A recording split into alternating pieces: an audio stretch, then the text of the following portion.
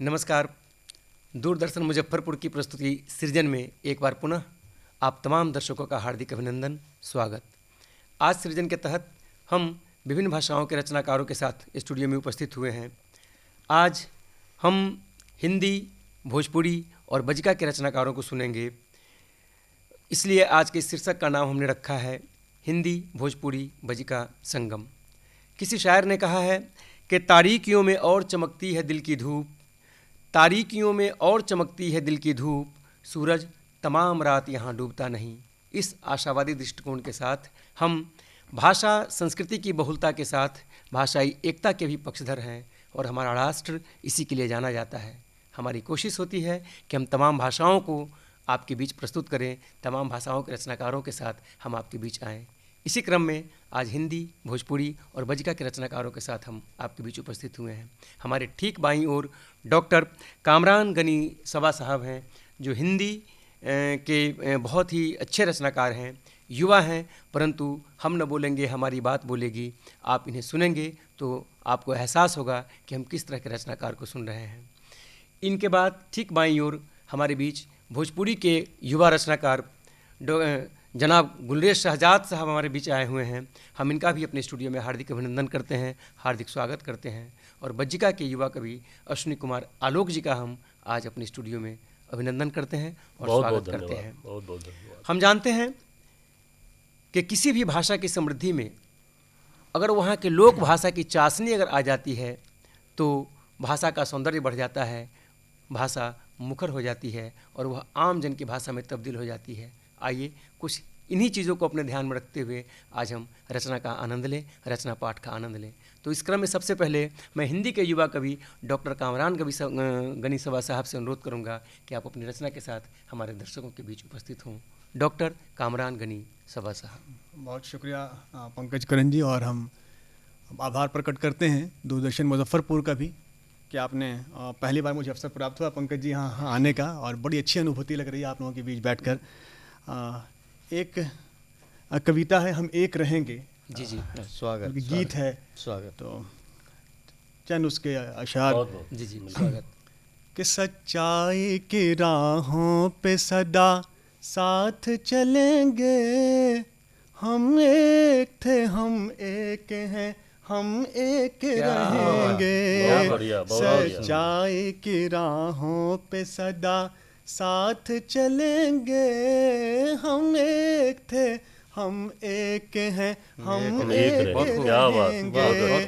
बातिल से डरे थे न डरे हैं न डरेंगे, हम एक थे, हम एक हैं, हम एक रहेंगे। सुंदर।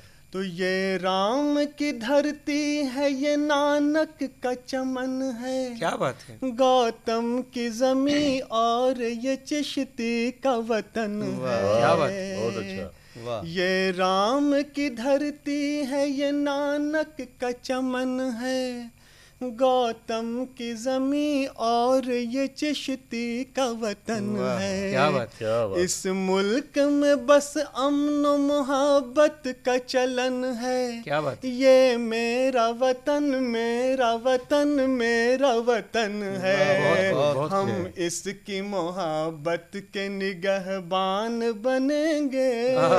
हम एक थे, हम एक हैं, हम एक रहेंगे। बहुत शुक्रिया। सच्चाई की राहों पे सदा साथ चलेंगे, हम एक थे, हम एक हैं, हम एक रहेंगे। वाह। तो नानक ने सिखाई है हमें प्रेम की वाणी। क्या बात है। सीने में है जिंदा भी ख्वाजा की निशानी। क्या बात है, बहुत खूब। नानक ने सिखाई है हमें प्रेम की वाणी, सीने में है जिंदा भी ख्वाजा की निशानी। क्या बात। हम भूल नहीं सकते करते हैं बापू की कहानी, वाह। है याद मोहब्बत का हर एक गीत ज़बानी। क्या बात है, इन बहुत अच्छा। गीतों को संसार में हम आम करेंगे। क्या बात है। हम एक थे, हम एक हैं, हम एक रहेंगे। क्या बात है। वाह, वाह। सच्चाई की राहों पे सदा साथ चलेंगे। हम एक थे, हम एक हैं, हम एक रहेंगे। बहुत खूब, बहुत और खूब, बहुत बढ़िया। आखिरी बंद जी, जी, इस स्वागत। गीत का के स्वागत। हिंदू है न मुस्लिम है न सिख और ईसाई, क्या बात है। पहले तो हम एक दूजे के बस भाई हैं भाई। क्या बात है। क्या बहुत बात बढ़िया, है। बहुत अच्छा। हिंदू बहुत है अच्छा। न मुस्लिम है न सिख और ईसाई, पहले तो हम एक दूजे के बस भाई हैं भाई। क्या बात है। जब साथ में रहते हैं तो फिर कैसी लड़ाई। क्या बात है। नेताओं की चालें हैं ये सब उनकी कमाई। वाह, क्या बात है। बहुत हम अच्छा। उनकी हर एक चाल को नाकाम करेंगे। हम एक थे, हम एक हैं, हम एक रहेंगे। बहुत खूब। बहुत अच्छा। सच्चाई बहुत की सुंदर। राहों पे सदा साथ चलेंगे। हम एक क्या थे, बात। हम एक हैं, वाह, हम बहुत अच्छा। एक रहेंगे। क्या बात, वाह, वाह। बहुत शुक्रिया। हम एक बहुत- थे, हम एक हैं, हम एक रहेंगे। कामरान गणी सभा साहब जब अपनी इस गीत की प्रस्तुति कर रहे थे तो मुझे किसी शायर की दो चार पंक्तियां याद आ रही थी।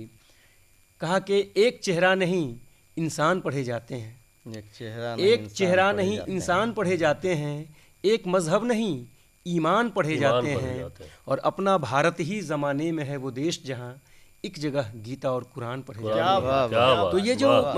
वाह। ये जो हमारा एक जो आपसी भाई भाई का संबंध है, आपसी भाई भाई का रिश्ता है, और हमारे देश में जैसा कि मैंने कहा जो एक एकता का जो एक सूत्र है हमारे देश का, ये हमारी सबसे बड़ी पूंजी है।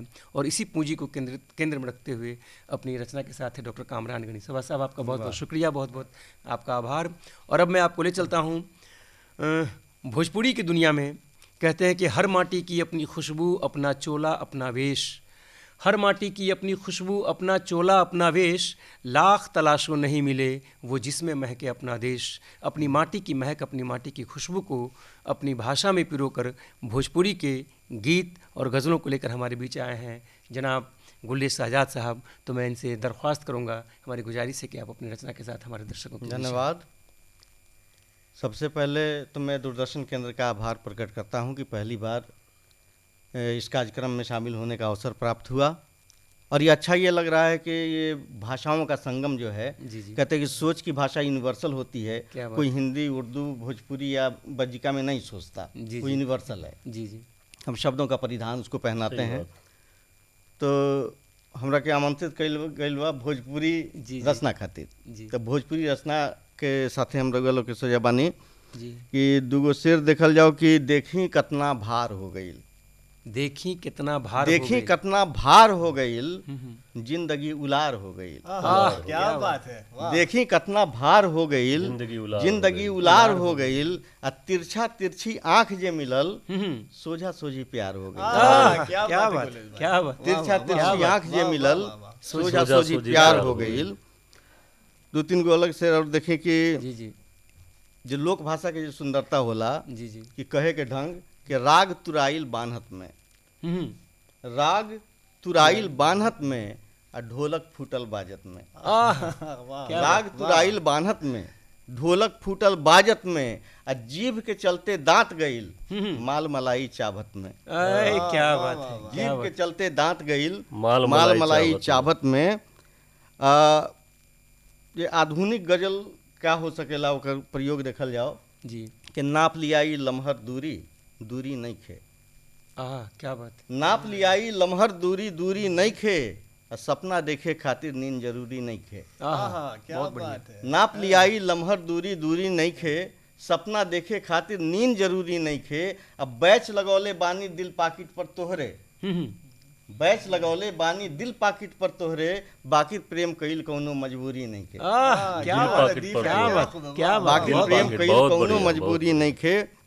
दो तीन के शेर और देख लिया कि हम का देखी क्षितिज पर आसमान के लाली, हमका देखी क्षितिज पर आसमान के लाली। हमका देखी क्षितिज पर आसमान के लाली, आ सूरज से टहकार बराउर पान के लाली। आहा, क्या बात। सूरज से टहकार बराउर पान के लाली, आ याद पड़ल दादी के दीहल पान के बीड़ा। याद पड़ल दादी के दीहल पान के बीड़ा, मन में छलकल खनदानी पंदान के लाली। वाह क्या बात, मन में छलकल खनदानी पंदान के लाली। देखी सीधे सीधे एगो पूरा गजल जे बा रख रहल बानी जी जी। कि पुराना लाग के कारण के दुख बा। पुराना लाग के कारण के दुख बा। पुराना लाग के कारण के दुख बा, अभी ले याद सब आपन के दुख बा। बहुत बढ़िया। अभी ले याद सब आपन के दुख बा, अब बुढ़ौती भाग पर आपन चिहाइल। बुढ़ौती भाग पर आपन चिहाइल, जवानी बाटे की बचपन के दुख बा। क्या बात, बहुत जवानी बाटे की बचपन के दुख बा, आ सुहावन बा बहुत पानी के बरिसल। सुहावन बा बहुत पानी के बरिसल, मगर हम का सुहावन बा बहुत पानी के बरिसल, मगर मन में जे बा सावन के दुख बा। क्या बात। सुहावन बा बहुत पानी के बरिसल, मगर मन में जे बा सावन के दुख बा। अब बहुत चहकल बा केहू दिल पर अपना।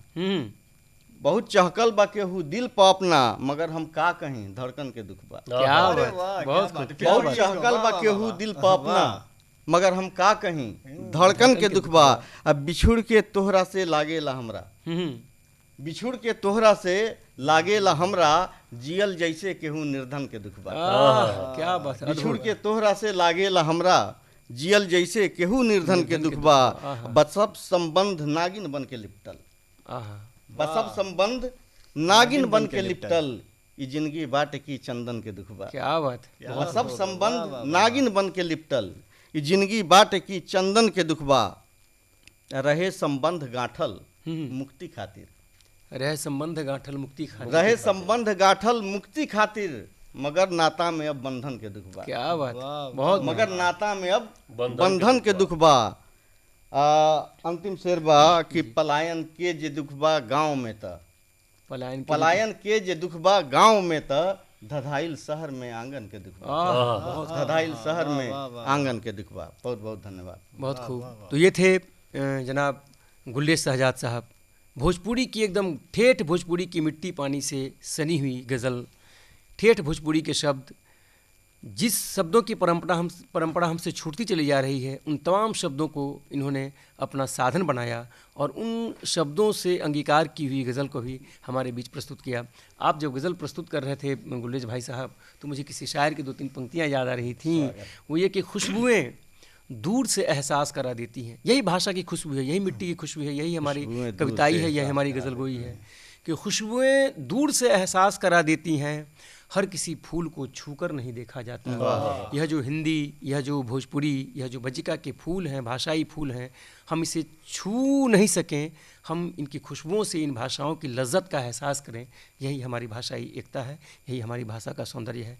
चलिए अब हम आपको ले चलते हैं बज्जिका की माटी पानी की ओर, जो कि अभी हमारे यहाँ महनाड़ की धरती से चलकर आए हैं हमारे बीच अश्विनी कुमार आलोक जी। हम इनसे अनुरोध करते हैं कि आप अपनी बज्जिका रचना के साथ हमारे दर्शकों के बीच रूबरू हों।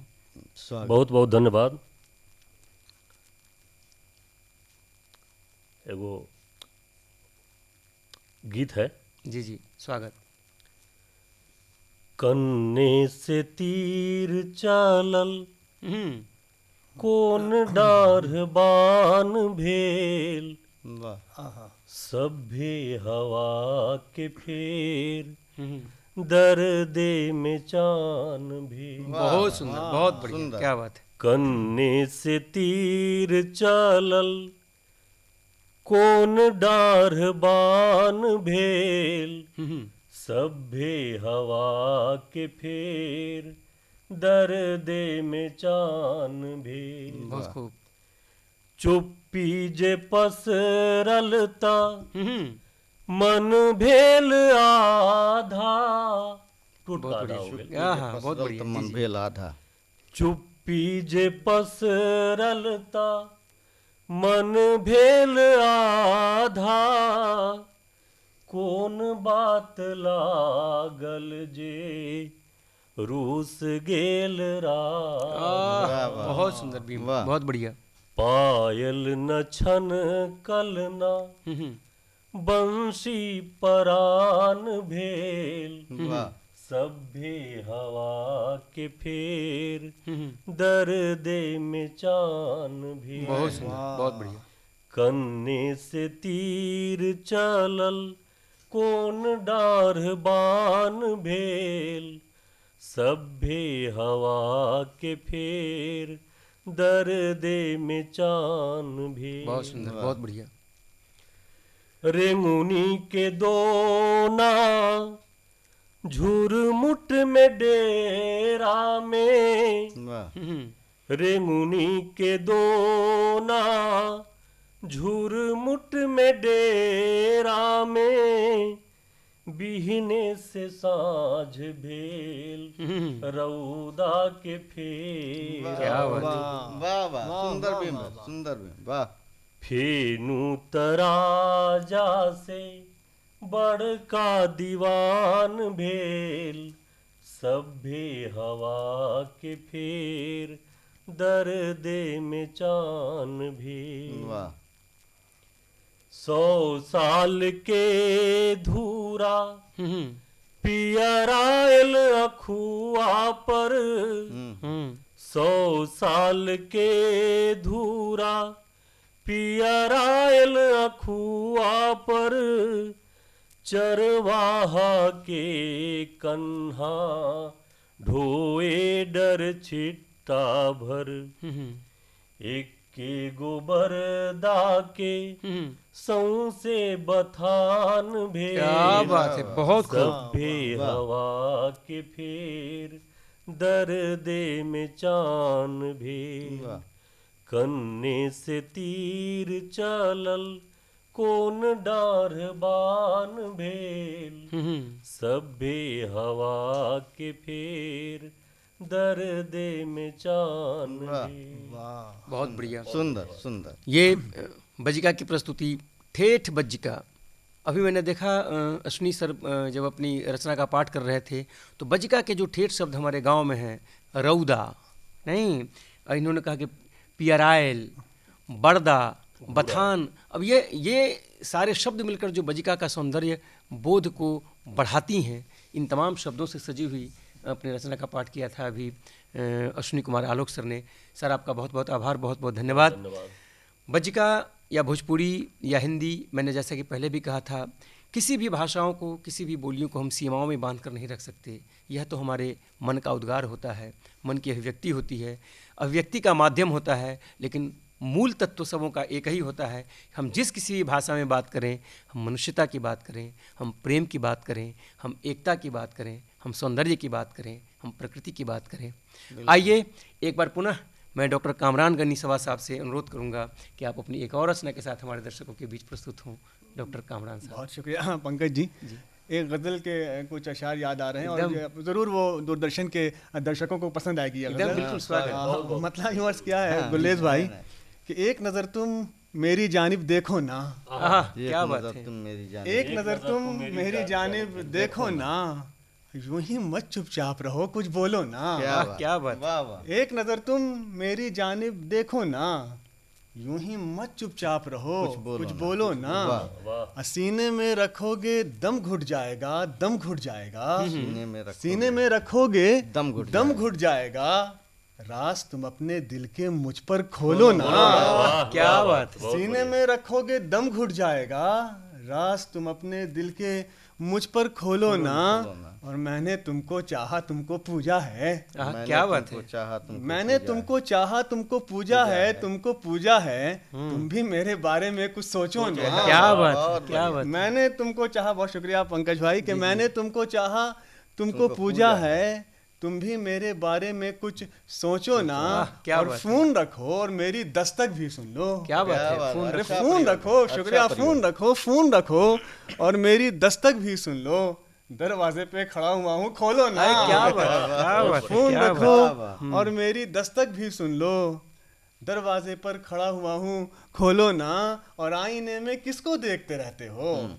आईने में किसको देखते रहते हो, मेरी आंखों में भी तुम हो, देखो ना। क्या बात, क्या शेर है। आईने में मजा आ किसको देखते रहते हो, शुक्रिया। आईने में किसको देखते रहते हो, मेरी आंखों में भी तुम हो, देखो ना। और मक्ता यूं अर्ज किया है कि आज सबा से उसने भी ये कह डाला, आज सबा से उसने भी ये कह डाला, गजल सुनाओ कानों में रस घोलो ना, एक नजर तुम मेरी जानिब देखो ना, यूं ही मत चुपचाप रहो, कुछ बोलो ना। क्या बात है। ये है हिंदी गज़ल का सौंदर्य और हिंदी गज़ल की तासीर।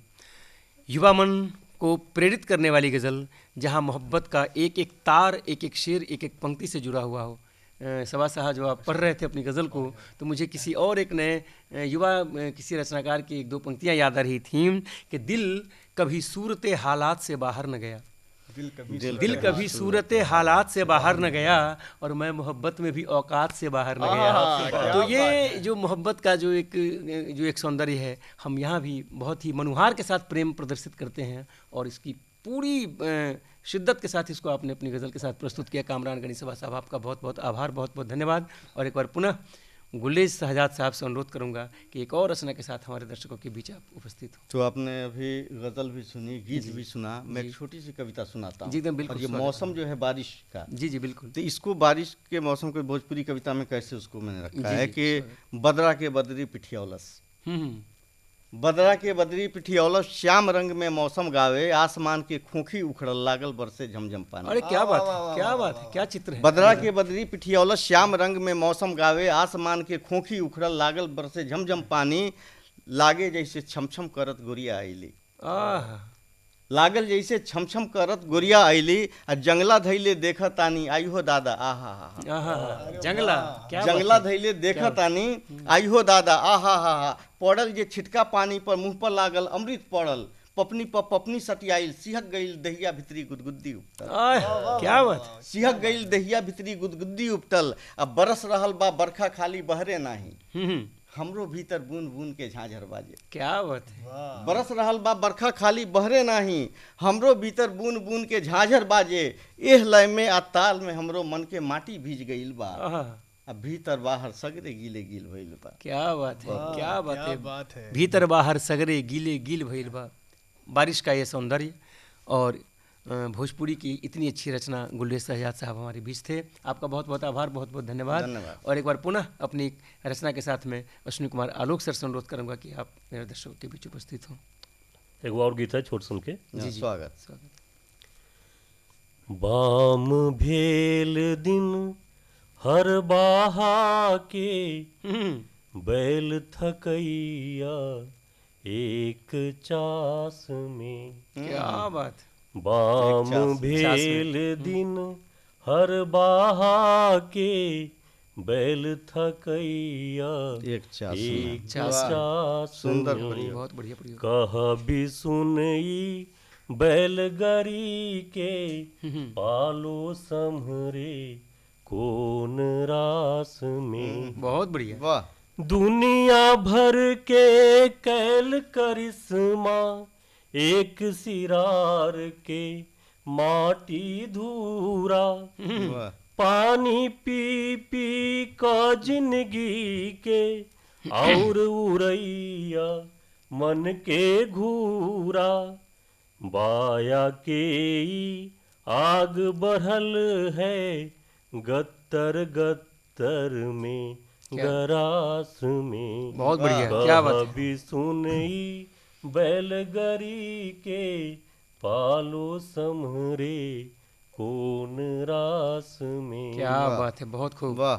बेटी जात के देह बढ़ंती, अलगे जर है सोच फिकिर के, बढ़नी मारो गोतिया नैया। अरे क्या बात है, अम्मा माई के बात जिकिर के, बहुत खूब। पियर हाथ करे के कैसे, नाच काछ का मन हुलास में। कह भी सुनई बैलगाड़ी के, पालो संभरे कौन रास में। वाह वाह। रोज जनाना के अचरा से ताक रहल है मन के बत्था। वाह, बाबू वाह। के खोखी माई के मारे लाठी रोज दुहत्था।